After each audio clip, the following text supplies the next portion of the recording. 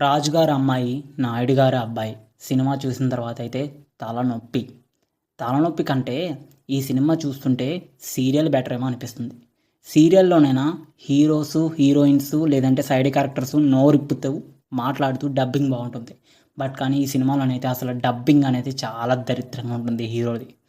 మిగతా యాక్టర్స్ అయితే డబ్బింగ్ బాగానే ఉంటుంది కానీ హీరో అయితే డబ్బింగ్ అసలు సూట్ కాలేదు. లిప్ మూమెంట్ అసలు తెలీదు. ఇంకా సినిమా కథ అయితే రొటీన్ చింతకాయ బచ్చలా ఉంటుంది. సేమ్ సీరియల్ కథలాగే ఉంటుంది. అక్కడక్కడ కామెడీ అయితే అసలు వర్కౌట్ కాలేదు. అంత దరిద్రంగా ఉంది సినిమా. నాకైతే నచ్చలేదు. టైం పాస్కి అలాగే సినిమాని కమ్మదొబ్బుకోవడానికి కావాలి అని అనుకుంటే ఇలాంటి సినిమా అయినా ఇంట్లోనే మనం సీరియల్స్ చూడలేకపోతున్నాం.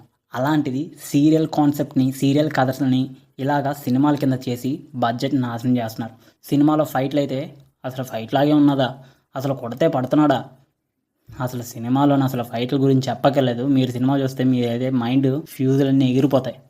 నాకైతే నచ్చలేదు భయ్యా.